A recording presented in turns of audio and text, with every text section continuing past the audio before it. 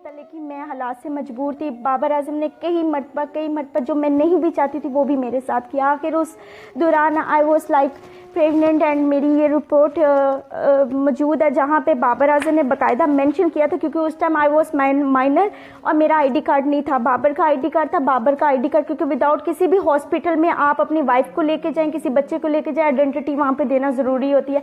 और जब आइडेंटिटी देनी थी तो बाबर ने वहाँ पे बतौर मुझे अपनी बीवी शो किया था कि शी इज़ माई वाइफ। नहीं था कुछ भी। मैंने नौकरी की, सैलून अपना मतलब नौकरी कर करके सैलून बनाया। सैलून मेरा माशाल्लाह बहुत अच्छा चला। जितनी मैंने उसमें जितनी अर्निंग की, बाबर आजम के कपड़ा, जूता, खाना पीना, राशन, हर चीज़ को मैंने बेसिकली, मैं थोड़ी सी स्ट्रिक्ट फैमिली से हूँ, हमारे आउट ऑफ कास्ट शादी करते ही नहीं हैं। तो बाबर को जब मैंने बताया, बाबर ने कहा कि हम लोग कोर्ट मैरिज कर लेते हैं। मैं बाबर 2011 में बाबर के साथ घर से बाबर आया। बाबर मुझे घर से गई। उसने मुझसे कोर्ट मैरिज नहीं की, बल्कि मुझे मुख्तलिफ़ जगहों पे किराए के घर पे रखा। जैसे पहले उसने मॉडल कॉलोनी में गली नंबर 2 में रखा, मकान किराए पे लेकर। जब रखा मैंने उसे काफ़ी मरतबा इंसिस्ट किया कि अब हम शादी कर लेते हैं।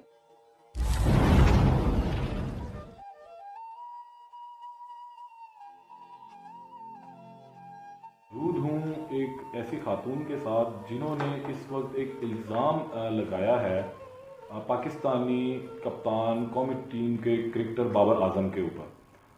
सेलिब्रिटीज़ के ऊपर इल्ज़ाम लगना कोई नई बात नहीं है, इससे पहले माजी में भी लगते रहे। वो किसी भी शोबे से ताल्लुक़ हो, सियासतदान हो, क्रिकेटर हों, शोबिज़ से हो उनका ताल्लुक़, उनके ऊपर इल्ज़ाम लगते रहे, कईयों पर इल्ज़ाम साबित भी हुए। लेकिन आज जो खातून इस वक्त मेरे साथ मौजूद हैं, इनका नाम हमीज़ा है और इनका ये कहना है कि बाबर आजम ने इनके साथ फ्लर्ट किया, इनको जिनसी हिरासती का निशाना बनाया, इनको अपने गंदे मकासद के लिए वो इस्तेमाल भी करता रहा। और फिर जब वो एक सेलिब्रिटी बन गया, उस पर पैसा आ गया, तो उसने इनके साथ अपने तमाम ताल्लुकात की तरदीद कर दी, इनका फ़ोन उठाना बंद कर दिया, इनसे वो शुरू में पैसे भी खाते रहे और अब वो जो है इनको बिल्कुल भी अवॉइड कर रहे हैं।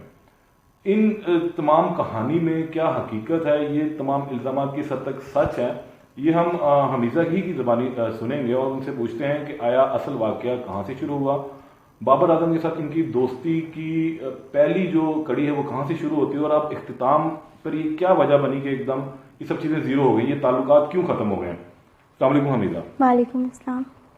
हमीज़ा, आपने पाकिस्तानी कौमी क्रिकेट टीम के कप्तान बाबर आजम के ऊपर कुछ इल्ज़ामात की बुछाड़ की आज जी, और ये इल्ज़ामात काफ़ी खौफनाक हैं किसी भी शख्स की ज़िंदगी को तबाह करने के लिए, उसका कैरियर तबाह करने के लिए, क्योंकि बाबर आजम का ताल्लुक उस शोबे से है जहाँ पे लोग उनके साथ ताल्लुक जोड़ने के लिए खुद तैयार भी रहते हैं।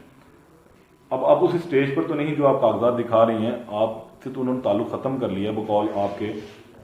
शुरू से स्टोरी बताएं कि बाबर आजम को आप कैसे जानती हैं, कब से आपके ताल्लुकात हैं और इन ताल्लुकात की नहज क्या थी। देखिए बाबर आजम से मेरे ताल्लुकात आज से नहीं है। मेरे ताल्लुकात उससे तब से थे जब वो अभी क्रिकेट उसने स्टार्ट भी नहीं की थी और मेरा वो क्लास फेलो था। हम लोग एक ही मोहल्ले में रहते थे और इसी तरह हमारी अच्छी दोस्ती थी। We were very good friends. और जैसे जैसे वक्त गुजरता गया, बाबर आजम ने 2010 में मुझे प्रपोज किया, क्योंकि मुझे वो पसंद करता था, तो उसने मुझे प्रपोज किया। मैंने उसके प्रपोजल को एक्सेप्ट किया। अब इस दौरान हमारी ज़्यादा से ज़्यादा मुलाकातें होती थी। हमने शादी करने का फ़ैसला कर लिया। मैंने जाके अपनी फैमिली को बताया, बाबर ने अपनी फैमिली को बताया। दोनों की फैमिली ने सरासर, मेरी फैमिली बेसिकली, मैं थोड़ी सी स्ट्रिक्ट फैमिली से हूँ, हमारे आउट ऑफ कास्ट शादी करते ही नहीं हैं। तो बाबर को जब मैंने बताया, बाबर ने कहा कि हम लोग कोर्ट मैरिज कर लेते हैं। मैं बाबर 2011 में बाबर के साथ घर से बाबर आया। बाबर मुझे घर से भगा के ले गया। अच्छा, ये किस वक्त की बात है कि जिस वक्त बाबर अभी क्रिकेट की दुनिया में कदम रख चुके थे या नहीं? नहीं, अभी रखा नहीं था उन्होंने। अभी वैसे ही नेट वगैरह करते थे, कोई उनका क्रिकेट में कोई इतना नहीं था नाम।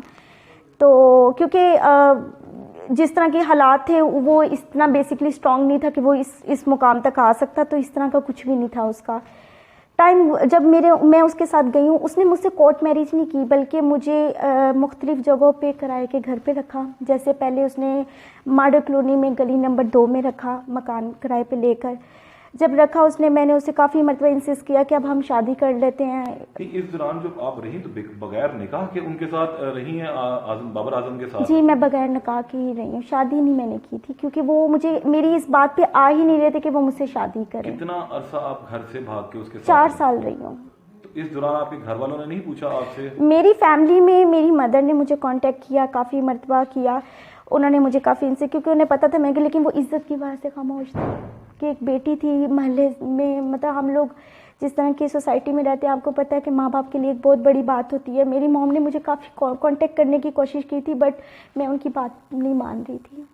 तो आप 4 साल तक बगैर निकाह के बाबर आजम के साथ रही। तो लाहौर में ही आप लोगों ने अपने डेरे डाले या लाहौर से बाहर भी नहीं, आप लोग रहे? लाहौर में ही रहे, लेकिन आउट ऑफ सिटीज़ में तब उसके साथ जाती थी जब जब इसके मैचेस आते थे। वो 2014 के बाद जब ये थोड़ा सा क्रिकेट की भी दुनिया में आना शुरू हुआ था, तो तब इसके पीसीबी में जहाँ जहाँ इसके कमरे होते थे, लाइक फैसलाबाद में, इस्लामाबाद में, रावलपिंडी में, जब ये T20 या वनडे खेलने जाता था तो हमेशा मुझे साथ ही लेके जाता था।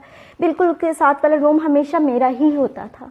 तो क्या इंट्रोड्यूस करवाता था बाबर आजम? क्योंकि जब ऑफिशियली वो किसी टूर पर होगा तो सिर्फ फैमिली को जाने की इजाजत है, तो आप किस कैपेसिटी में उसके साथ जाती हैं? देखें, जो उसके सीनियर्स थे उनको तो उसने बतौर बीवी ही बताया हुआ था कि मतलब मेरी मतलब बीवी है, ये है, मेरी मंगेतर है। ख़ास तौर पे तो ज़्यादा लोगों को, जो लोग उसके बहुत करीबी थे उनको मंगेतर कहता था, जो बाहर के थे उनको बतौर बीवी जाहिर करवाता था। वक्त गुजरता गया था, कुछ भी मैंने नौकरी की, सैलून अपना एक मतलब नौकरी कर करके सैलून बनाया। सैलून मेरा माशाल्लाह बहुत अच्छा चला। जितनी मैंने उसमें जितनी अर्निंग की, बाबर आजम के कपड़ा, जूता, खाना पीना, राशन, हर चीज़ को मैंने सपोर्ट किया। जैसे 50 इन चीजों के कुछ सबूत हैं कि आप कह रही हैं कि आपने उसको सपोर्ट किया और उसको मोबाइल? जी, ऑफ कोर्स आई हैव। जब मैंने सब कुछ किया तो ये आप देख सकते हैं कि ये वो सब मोबाइल्स हैं जो मैंने ये बाबर आजम को परचेज करके देती रही हूँ, और मैं इस चीज़ का चैलेंज कर सकती हूँ कि बाबर आजम इसमें अपनी सिम चलाते रहे हैं। और इसके अलावा आप किसी भी अहले इलाके में जाएं, मोहल्ले में जाएं, बाजार में जाएं, कहीं भी जाएं, क्योंकि आज वो एक शख्सियत है, लोग मुझे जानते हैं, लोग मुझे आके पूछते हैं इस बात का, बार बार मुझे क्वेश्चन करते हैं कि मैडम वो आपके हस्बैंड आज स्टार बन गए, मैडम आपके हस्बैंड ये बन गया। सबसे बड़ी तो मेरे लिए इंसल्ट की ये बात है कि लोगों की मैं आज भी इस चीज़ का जवाब दूँ कि मैं क्या किसी को बताऊँ कि क्या मेरे साथ उसका राय किरदार।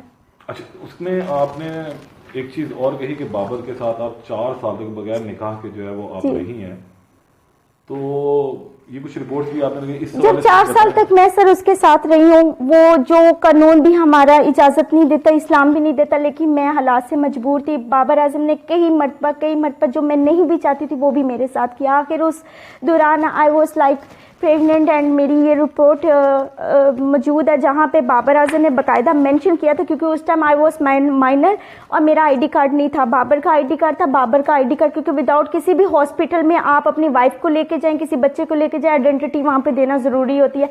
और जब आइडेंटिटी देनी थी तो बाबर ने वहाँ पे बतौर मुझे अपनी बीवी शो किया था कि शी इज़ माई वाइफ, और इसका ये मतलब मेरा इलाज करवाता रहा। आखिर फिर उसके बाद इसका जैसे क्रिकेट में आया, इसका रवैया मेरे साथ चेंज हो गया, जलादों की तरह मारना पीटना से। सर मेंटली तौर पे ना ये थोड़ा सा इसका दिमाग ना, मुझे आज तक समझ नहीं है कि इसकी सोच किस किस्म की सोच का बंदा है।